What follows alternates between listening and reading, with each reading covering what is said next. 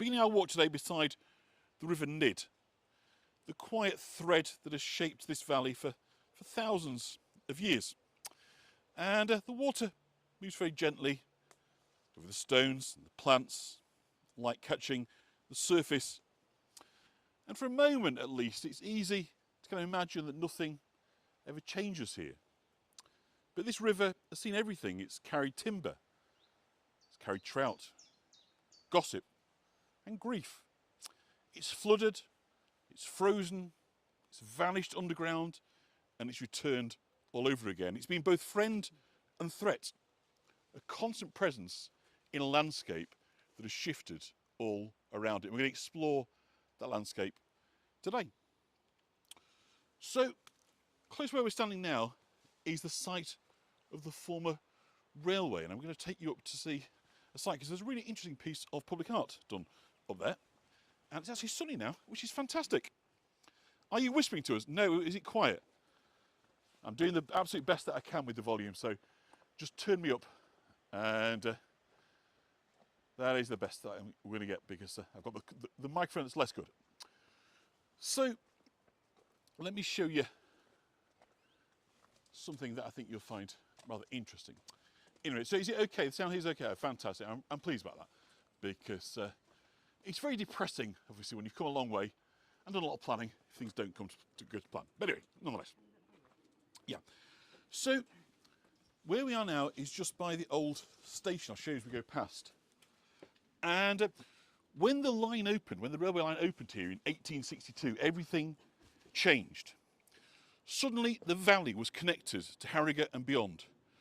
Stone from the quarries, lead from the mines, livestock from the markets, all could travel further and faster. And on summer weekends, trains arrived packed with families escaping the heat of the towns. They spilled out onto the platform, children running ahead, mothers carrying baskets, dogs stretching their legs after a journey. And to them, the valley must have felt like paradise, green, cool, and full of fresh air. Here's the site of the railway turntable where the trains would actually turn around. So the railway closed in 1964, part of the Dr. Beeching cuts, but the memory of it lingers in the curve of the landscape and of course the memories of those who rode it. We walk back up, I'll show you the old station.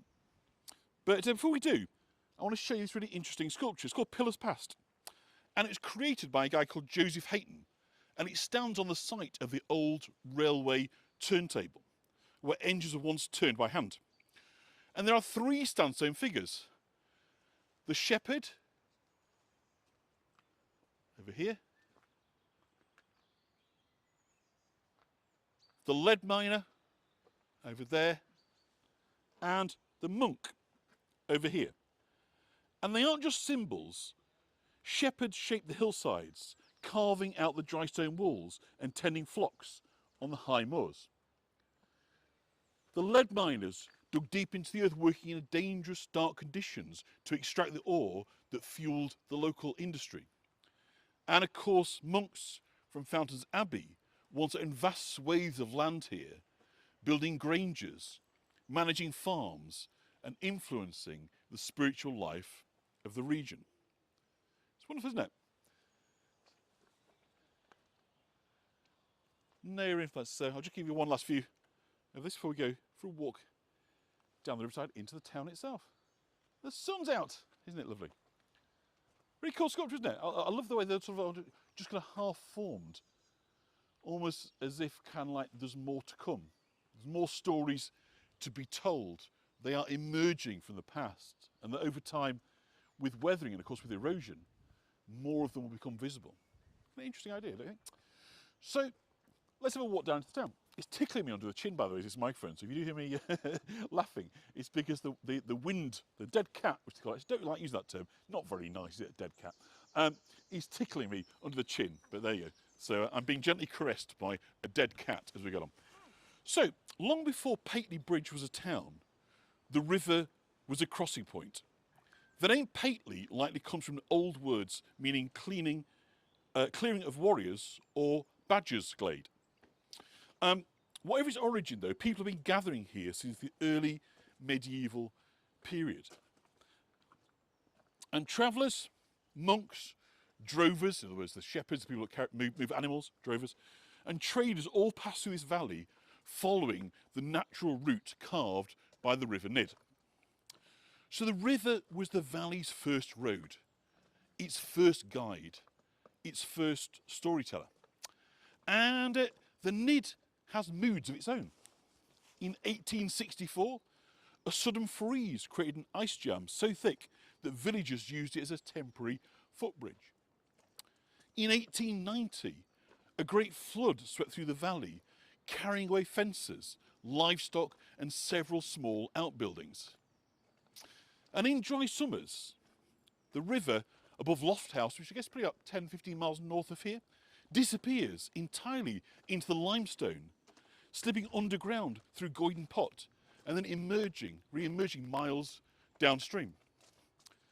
Local children used to say that the Nid went wandering when it got bored, and perhaps they weren't wrong.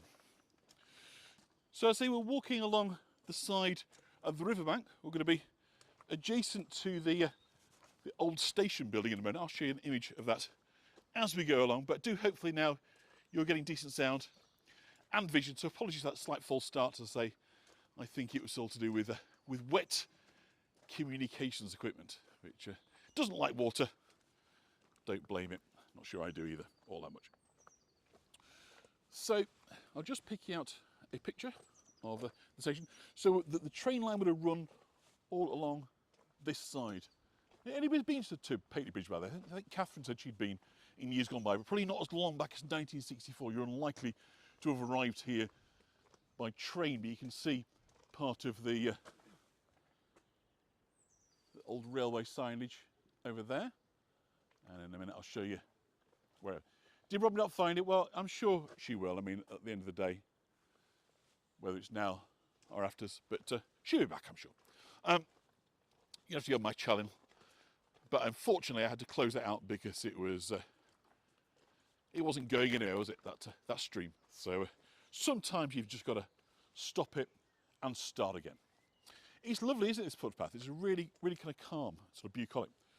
So we're going to be seeing the stone bridge of Pateley Bridge in a minute, and this is obviously the town's namesake, and it's one of its oldest landmarks. It dates from the early 1700s. So, isn't it lovely? The sun's coming out now. So Catherine can't remember much about it, but she's been before. So we are in Harrogate area, between Harrogate and Ripon. So we're probably about sort of 30 miles or so north of York. We're on the edge of the Yorkshire Dales National Park. The flower's just coming to bud there. Hello, Mitzi. Good to see you. And the weather looks set fair now for our tour. Thank you, Leslie. Anybody that's able to. So those that remember that have been on, we've not been to Harrogate in a while, but you may well remember that when we go through the Valley Gardens, they have a very distinctive set of benches.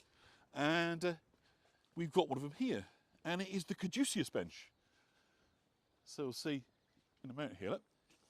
They resemble serpents, do the supports.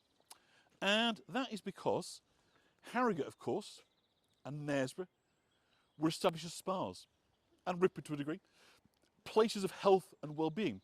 And so this international symbol, the two snakes that go either side of the cross, the caduceus, so an international symbol for ambulances, are present on their benches, which is just really cool. And it's the only place that I'm aware of, anywhere in the world, that has this symbol for its. So it's inviting you to sit, to rest, to recuperate, to rebuild, to re-energise here by the banks of the River Nid in Pateley Bridge. So I said a minute ago, a picture of the old station, so we'll do that now as we're walking on. So I've got a few pictures today. So here is the station. So you saw the sign a few minutes ago. And I say this closed in 1964 with that rotter, Dr. Beeching. That if you're not aware of it, if you're not from Britain, Dr. Beeching was asked by the government to streamline the railway network, and he basically closed the branch lines, the small lines that carry people from work to school and to market towns doing their business over the length and breadth of Britain. And after that, they made it a place that became places of traffic jams instead. You basically needed cars instead because the buses have never really been as reliable as the train network was. So that was there, and I'll just pull that off for you now. So if you look at the kind of distinctive, you'll see the stepped up gable. If you look at that, yeah, and that chimney there, you'll see when I do this, that's that house there. Can you see? So that's that same chimney that we were just looking at a second ago. So that was the station there in Pateley Bridge. So let's go and have a look at the bridge. So as I say, the bridge obviously takes its name, and of course, as with all these things, it's about ancient river crossings, going all the way back in history. You know, places were settled because they had access to fresh water. If it was fast-moving water, that was great because it carried away rubbish, carried away waste. Fishers like it, it's oxygenated, it's good for cleaning and washing. So, as so often, it is the water course that defines location. If you look at topology and geography of a landscape, you know, why are places where they are? Almost always the starting answer is it was a really good source of water. So as we come around here, we're going to see the bridge, the river briefly kind of splits in two. And really, it's a lovely station, yeah. It's a lovely house now. So that's the station there. So I get a bit of gimbal shake there for you. Apologies about that. So it's slightly annoying because I'm sure you can't see quite as well through the trees as I can. But there's a little middle island there, just in the midst of it. It really is a very pretty spot. And now the sun's shining, I feel a good deal happier. And lots of hellos to Mrs. John. She's a bit further behind me, so we'll just stop. There's a caravan spot just right across the other side. So those that are into touring, just the other side of there, there's a wonderful kind of caravan site. Hi, Cindy. So, I think I need to reset the gimbal at some point. I've got a bit of a shake on, but anyway. So, the stone bridge is just coming into view now, and it's one of the oldest landmarks of the town. Built in the late 1700s, it replaced earlier wooden crossing points. So you'll see it in a sec, just when we come around this corner. And it quickly became the main route through Nidderdale. So this area is Nidderdale, in other words, the dale. And dales are kind of low, wide, shallow slopes created in the Ice Age. You can see, we're going to get out to the river so you can see plenty of it. But glacial activity, that's essentially what a dale is. So Nidderdale is the vale of the River Did. Did, not did. There we go, you see. So you've got three arches that are made from kind of local stone, although only two of them actually span the river, which is kind of interesting. And the whole structure has a kind of quiet Georgian elegance that has really stood the test of time. And those that are regular travellers with me will know that I've got a theme for bridges. I love them. So this is no exception. I'm going to go on the other side so you can get a nice view of it. And this is where I did a little live test. And if you saw it on Facebook just a few weeks ago, a couple of weeks ago, and I was on the other side of there, which is where we're going to now. So today it's still a kind of gateway into the town. It's a kind of familiar site for locals.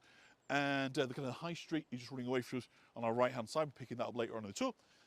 But let's just go across onto the bridge. Isn't it lovely? Let's just cross over to the other side. So it's one of these places where the kind of past feels close. A simple, sturdy bridge that has seen Pateley Bridge grow around it for more than 200 years. And we're going to walk under the bridge in just a minute. It was built, as I say, in the 18th century. The river really echoes, so yeah, it should be all right to go down there. So let's just go down here. Oh, we saw a pizza all of a sudden, where that's come from, but is a garlic smell. Yeah, so just watch yourself when you go up here, Tracy. If you stay, or you stay this side, and I'll... it's lovely, isn't it? Right. So I think Mrs. John pretty wisely is staying on the other side. I'm going to take you down across. So we've got sort of stepping stones. Do you want me to hold you? I'll just slow us up so Mrs. John can... Rude. I don't want you to slip, do we? I've got a dodgy knee. Yeah, I've got a dodgy knee. Okay. That's it. So if you kind of can pick this up, you start to get this slightly different sound. This echo will pick up from the water. The river echoing off the stone. And the kind of world above becomes a distant hum, and for a minute it feels like we've stepped into a kind of hidden chamber. So this bridge built in the 18th century and widened later, seen everything. Pack horses carrying wool, drovers, herding cattle, miners trudging to work, railway workers heading to the station, and also evacuee children arrived during the Second World War, and generations of local families crossing it daily. Yeah, hi Robin, sorry we had a drop out earlier, but we've been back. So if you want to jump back at the end of this, you'll pick up the 15 minutes so you missed. So during the war, the bridge became a gathering point, and locals remember seeing evacuee children from Leeds and Hull arrive here. So I've actually got a picture of children arriving into Ripon. It's not a very good picture, this one. But of course, the evacuees were children that came from urban areas where there's a lot of bombing during the war, so they were evacuating out, and many of them arrived here. So pictures kind of capture them clutching small suitcases and gas masks, unsure really, I suppose, of what would await them in the valley. And many went on to stay with families in the area and formed bonds that actually lasted a lifetime. There's a really nice kind of class picture of the school at Massam, which isn't too far away from here, a few miles away from here, all evacuee children. So a real kind of community and bond, and people coming from cities and experiencing this kind of landscape that would have been totally and utterly alien to them. So I think it's kind of really nice little sort of part of that legacy and the story of Pateley Bridge, that they welcome them. Particularly this time and age, we talk an awful lot, don't we, about immigrants and new people coming in and this, that and the other, that evacuation is a very positive story of how that worked. So people used to say that the Nid was home to water spirits, shy, watchful beings who lived in deep pools and only appeared at dusk. Fishermen swore they saw shapes moving beneath the surface that weren't fish, and children dared each other to touch the water at night, convinced something might brush through the fingers. So I think we'll step back out. We're going to start exploring the urban centre of the town, and sort of behind us then there's calm, steady timelessness. Ahead lies the climate of the town, where the stories are going to shift from the landscape and legend to people and daily life. And this is where Pateley Bridge begins to reveal its heart. So isn't that cute? Sorry the gimbal's just a little bit skewy. But I'm loath to switch it off until I have to. So we'll just help Mrs. John. I'll just stand up here for a second and pan across. You ready?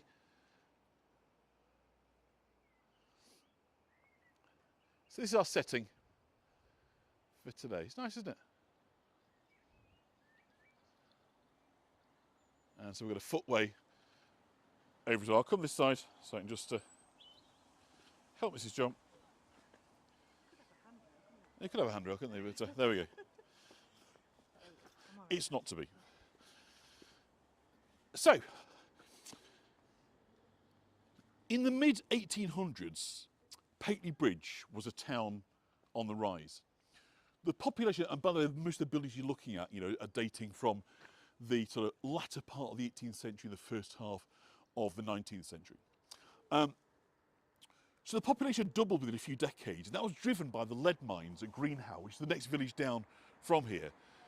So quarrying in the hillsides and textile mills along the river, plus, of course, the arrival of the railway from the 1860s meant there was work here, there was demand for labour.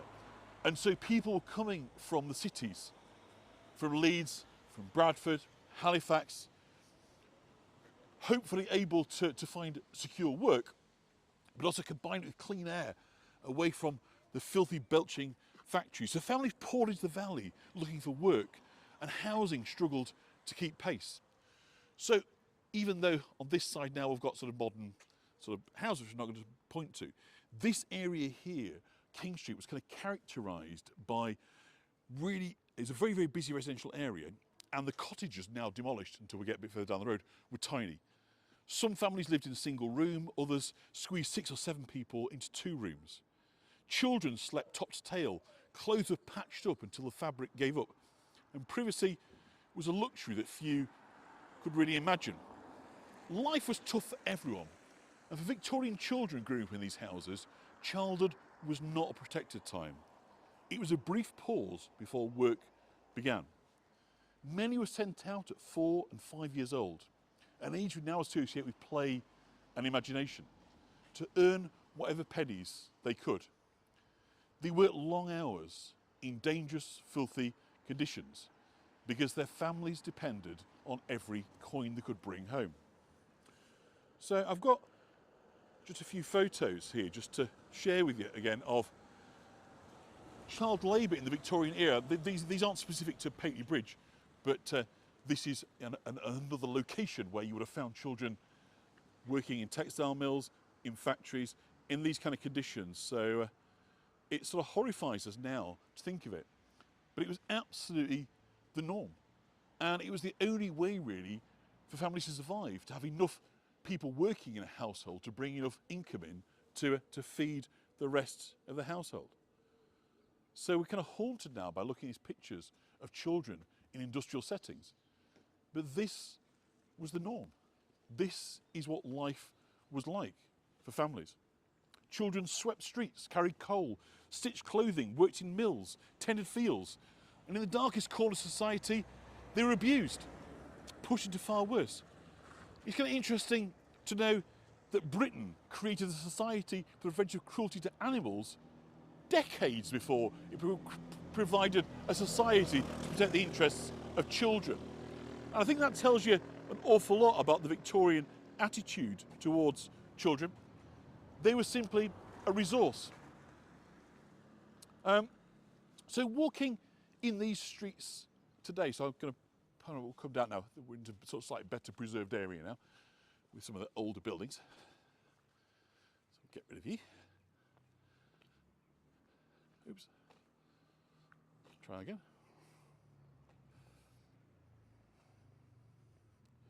Come on. There we go. So it's easy to picture the children who once hurried down these streets before dawn, tired before the day had even begun. Their futures were narrow, their opportunities few, and the weight of survival pressed on them from the moment they could stand. And yet, even in the hardest places, people looked for ways to make life better. So the building that's just coming up on our left-hand side, now the Pateley Bridge Social Club, is the former Cocoa House. And it was a product of the temperance movement. A movement born from a simple hope that families might keep more of the wages and that men might find warmth and company without losing themselves in drink. So it's known locally as the Chocolate Pub.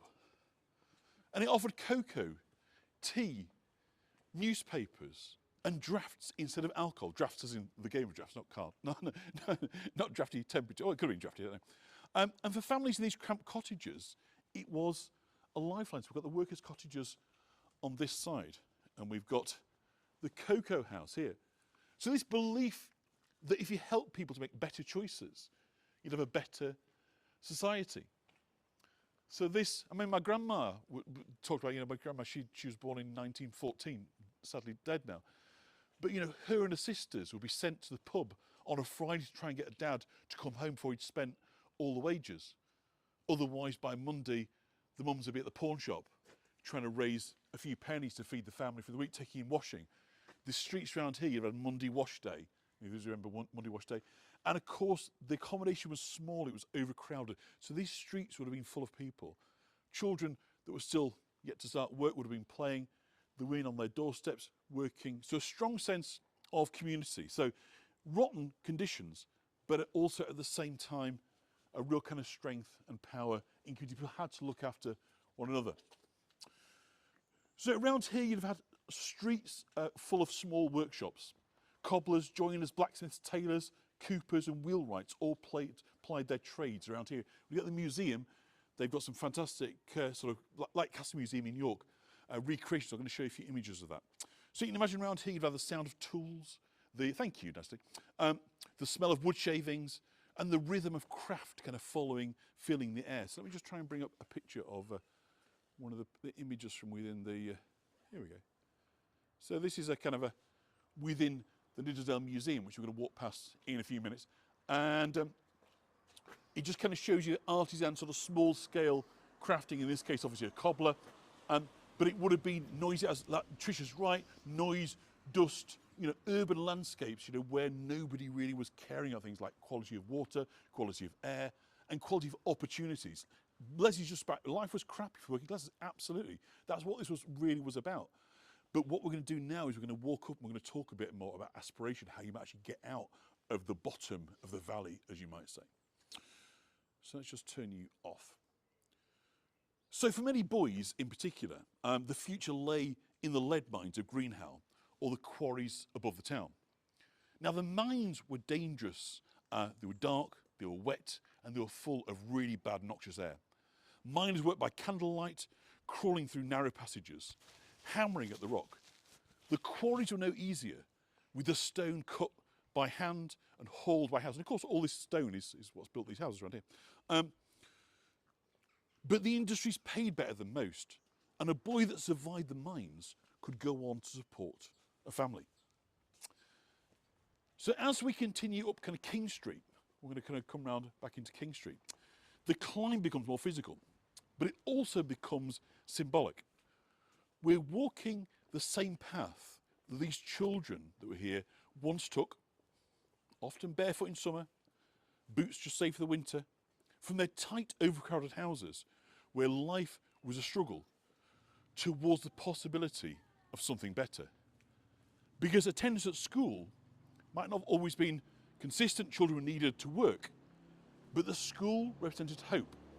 It offered the chance to read and write and to imagine a different future.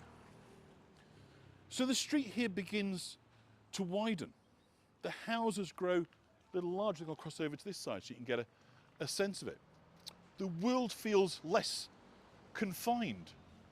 Thank you, Fran, that's lovely.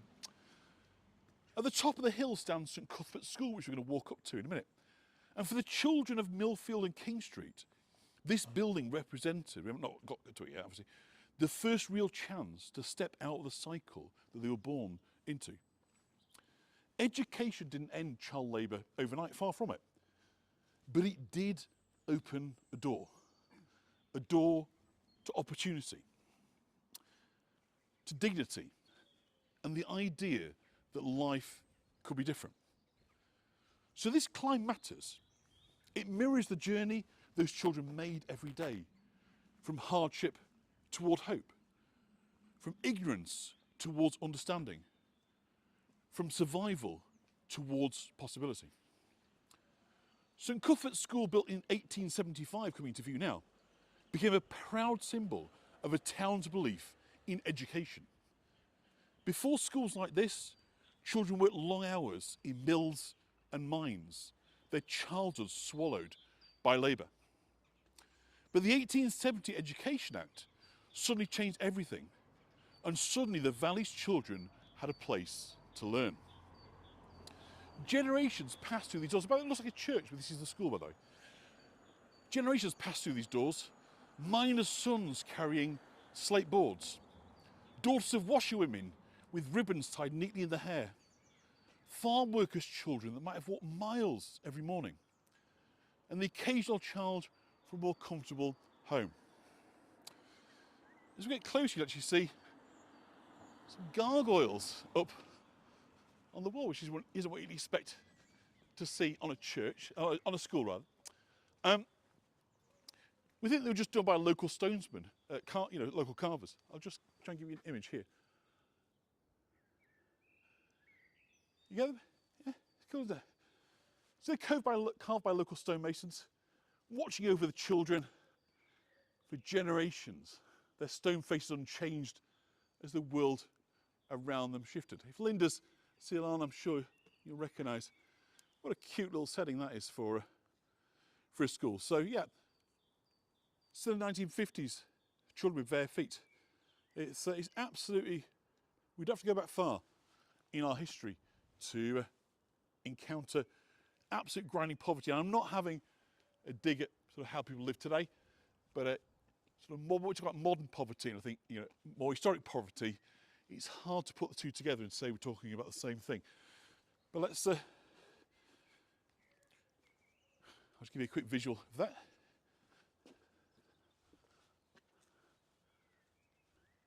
Isn't that cool? Bats, yeah. So inside the school, the classrooms would have been very simple. Wooden desks, inkwells, chalk dust, and no doubt the stern gaze of the schoolmaster. Again, inside the museum, we're coming to just in a moment. These lovely houses here, look at these. I'll just bring up an image of the schoolroom. Wonderfully recreated for us. There we go. Oops. So the Victorian schoolroom there, recreated inside the museum. We're coming to it in a sec. But for many, this is the schoolroom, the first place where they're encouraged to dream beyond the valley. A child who learned to read here might one day work in a shop. They might keep accounts or travel beyond Nidderdale. Possibilities that would have been unthinkable just a generation earlier.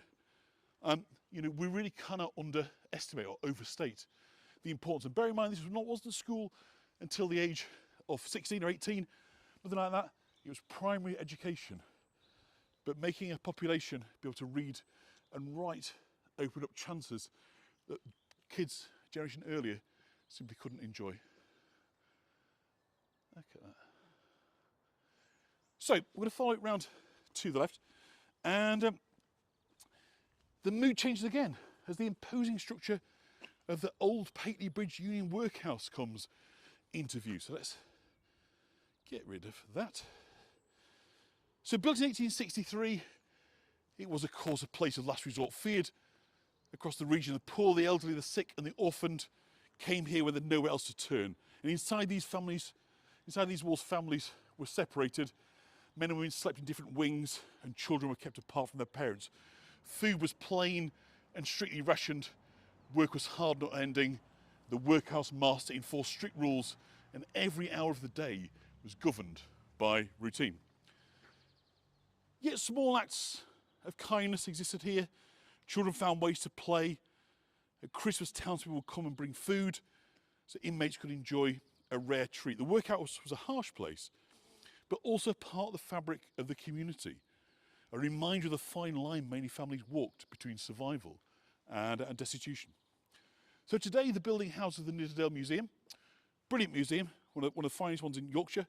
Treasure house of local history created by volunteers who refuse to let the stories of the valley fade. So good for them. We've got here a monument to the Angram Reservoir, built in the dales above here.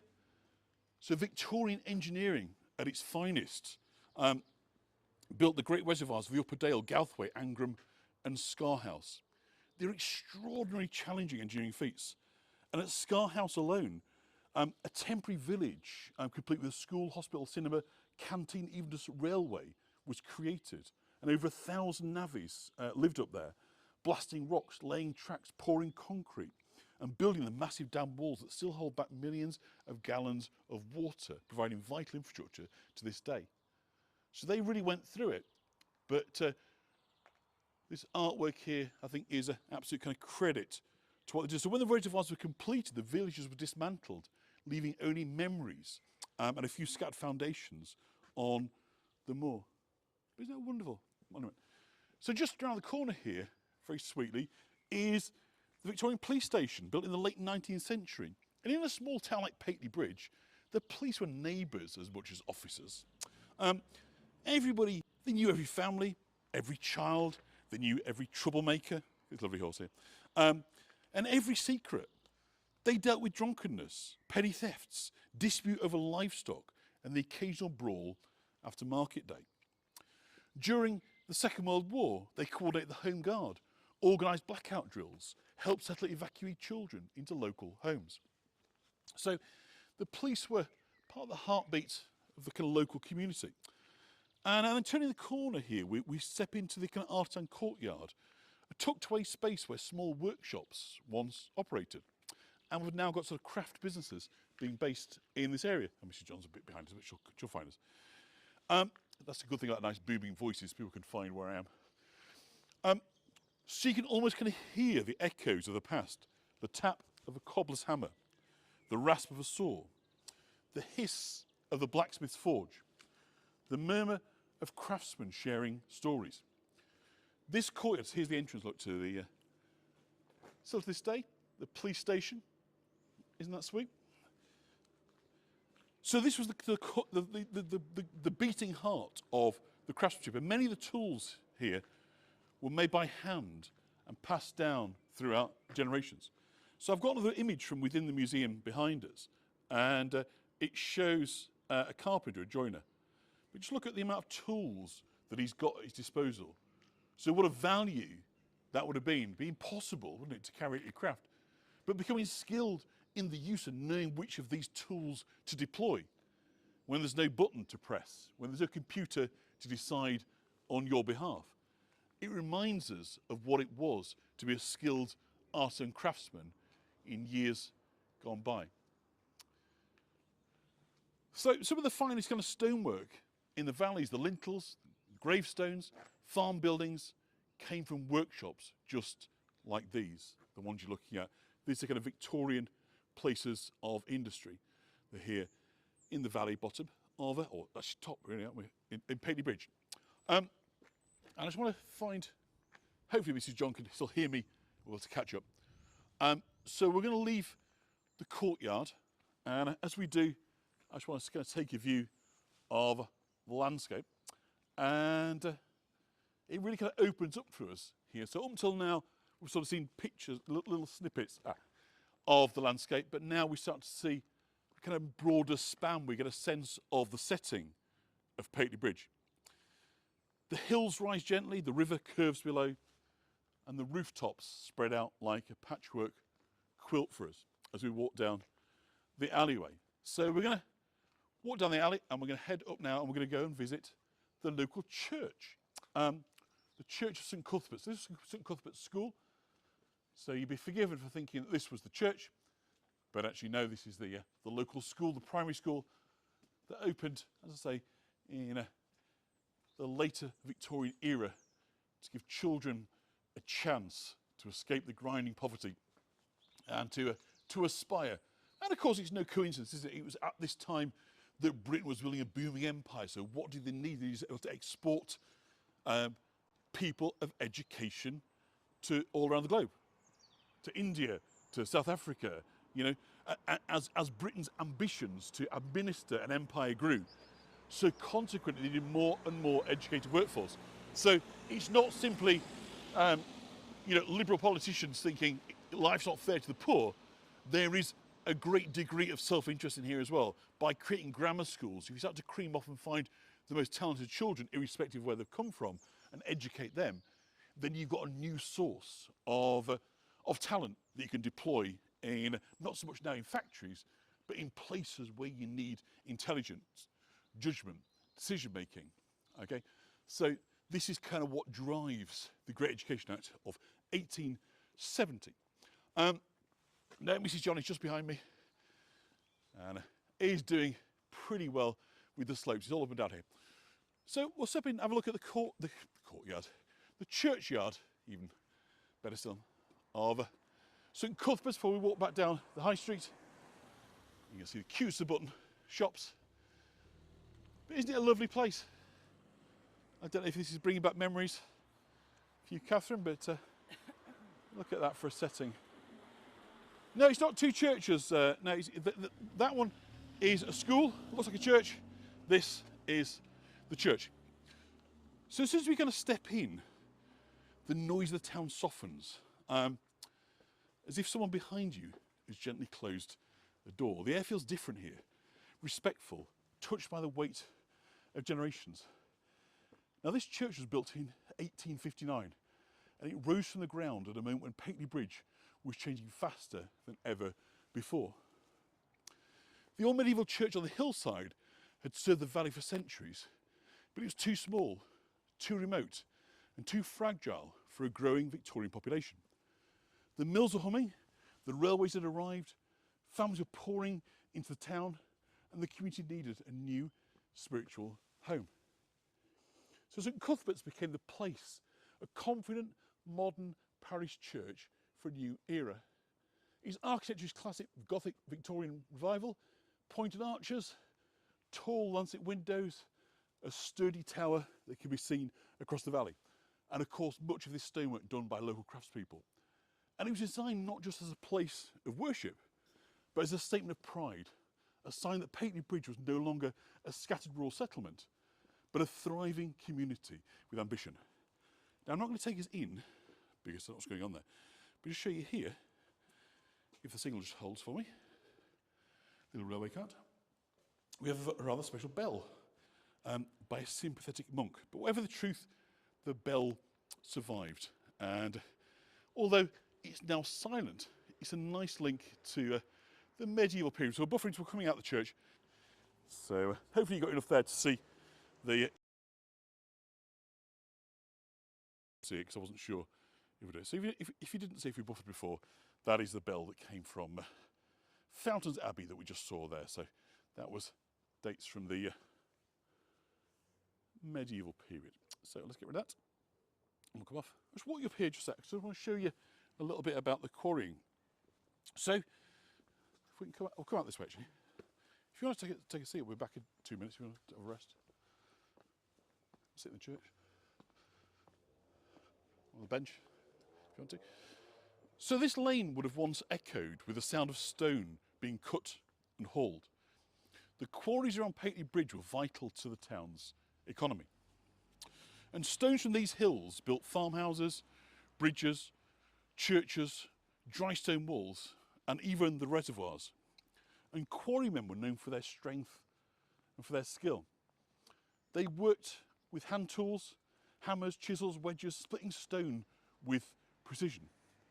It was dangerous work, and accidents were common. But the quarrymen were respected, even admired. And the mines at Greenhouse, which we'll try and give you a little glimpse of in the general direction, were once the productive in the country. The miners, though, worked in darkness, crawling through narrow tunnels, breathing dust and fumes, their lives shortened by lung disease and accidents. But the mines also brought prosperity. When you look at the house we're looking at here, altogether a different proposition from anything we've seen in the valley bottom. So those were the means of the access to controlling land and access. So quarry lane's just in front of us, but I don't think we're going to walk any further because we're a little bit behind on time with starting late, and I don't want anyone to miss the high street. But the story of the mines really is the story of Nidderdale. It's about hardship and opportunity intertwined. So as you're kind of walking in this area, it's clear it's a landscape that has been shaped by the human hand. Centuries of farming, sheep grazing, quarrying, reservoir construction, and the steady work of human hands. The dry stone walls that crisscross the hillsides were built stone by stone without mortar, by men who knew how to read the land. And the fields were carved out of rough moorland. The paths were worn by generations of boots. And the views we admire today are the results of countless hours of labour. So we must never think that we're looking at something that is entirely bucolic and natural, as lovely as these scenes are. These are communities that have been carved out of hillsides. So turning back now towards the town, the path begins to sort of slope gently downhill. And almost immediately, we see these small old mill cottages tucked into the shadow of the church. Very cute, this is where they kind of run down the hill. And they feel humble and close to the earth. Their stone darkened by centuries of weather. The windows small and practical. You can always imagine the families who once lived here. Mill workers, labourers, washerwomen, stepping out each morning with the sound of the church bell above them and a day's work waiting below. So as the hill steepens, the cottages begin to change. The buildings start to grow taller, a little grander, the stonework finer. The doorways become wider. It's a quiet shift, but you feel it. A move from the working homes of the valley's labouring families into a more confident architecture of civic life. And this was the part of the town where decisions were made, disputes settled, and a community's life was organised. Coming into view with the building there with the black and white end gable was the former courthouse, and the place where local magistrates presided over everything from petty theft to livestock disputes. And as we kind of come down, we're about to see the Odd Fellows Hall. They are tiny, aren't they? So, as I say, there's a huge contrast between that's like 4 or 5 houses in the space of kind of one house down here. So you get that sense that people were not blessed with a lot of space. Overcrowding was the norm. But in some respects, cynical folk would say, well, that's how you solve the housing crisis, is you cram more people into fewer properties. But it's not a very nice way to look at it, but that's how people were housed, with very, very limited amounts of space. But what's important in this story, the stories of not just Pateley Bridge, but in so many, was how cooperative movements, how people came together to find solutions for their communities, whether this was through church and their faith. So I said the old courthouse, I'll show you that, the sign there. Do you know there would have been a knocker-upper, Susan? So for those that don't know about knocker-uppers, this is before the era of alarm clocks. And people working in the factories were often getting up before the light had come up. And so they would pay somebody who had a stick, a little tapper at the window. And it was a quite discreet way, but it was basically instead of an alarm clock, so you would tap on your window with a big stick standing in the street below. I mean, you maybe pay them a couple of pence a week, but of course, you know, you do enough houses, it adds up into a working wage, but not a lot. There wasn't a good thing. But there's a lovely old story by Bill Norton. If you haven't read any Bill Norton stories, do dig him out. Very, very sort of sentimental stories about the north of years gone by. And he tells a story about a tap-upper who continues. Well, I'll let you read it. It's a really good story. So talking about the kind of coming together then, you've got the Odd Fellows Hall here. And this is reminded of the Friendly Societies, the Quakers, who offered support long before the welfare state. Places where working men pooled their pennies to protect each other from illness, injury, and hard times. This is the Odd Fellows Hall here. So basically, cooperative action, people coming together was, isn't it beautiful, the blue sky now? Gosh, isn't it? We've really got to look at the weather. I thought it was a bit awful, but it was horrible. So Mrs. John is now happy and smiling. So, just to prove it, there she is. Looking very happy in the sunshine now. So yeah, the Odd Fellows Halls, that's actually what it's called. It was basically a way of people coming together and there you go, Odd Fellows Hall, and supporting each other. So coming out of a lot to do with Quakerism, kind of self-help Methodism, you know, can the alcohol, get together, educate yourself, learn to read, learn to speak, learn to negotiate for your rights. So just behind it then, the Playhouse, a building that's worn many hats over the years. It's been a meeting hall, it's been a theatre, a cinema, and always a gathering place for people of the town, so coming to bash out ideas and argue, no doubt, for better rights. But then just as soon as we've got used to the slightly grander buildings, they diminish once again, and we're back to the small industrial accommodation. The civic grandeur has disappeared away, and we can talk about Odd Fellows Halls, fantastic. And this kind of scale of the cottages and workshops reappears. It feels like stepping out of one world back into another. And then just around the corner as the hill levels out, the first shop appears. A modest doorway, a simple sign, but unmistakable. It tells you, without needing to say a word, that you've arrived at the high street, the bustling heart of Pateley Bridge, where the valley's stories converge. So we're going to turn right into the high street. This is one of those famous high streets in Yorkshire. We're just going to reset the gimbal just before we do, because it's annoying. Bear with me, just one sec. And then we'll...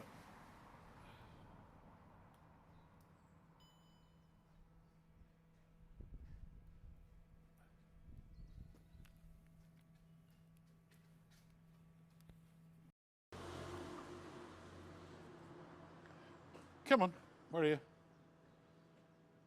Are you seriously telling me? Are you twat? Oops.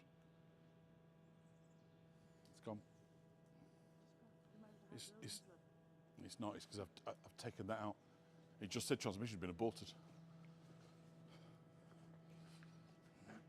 Last picture. Hang on. Can you hear me? Just tell me if you can hear me at first. I may have to restart this because I pulled the plug out and it said transmission. Yeah, we're not going to have to do.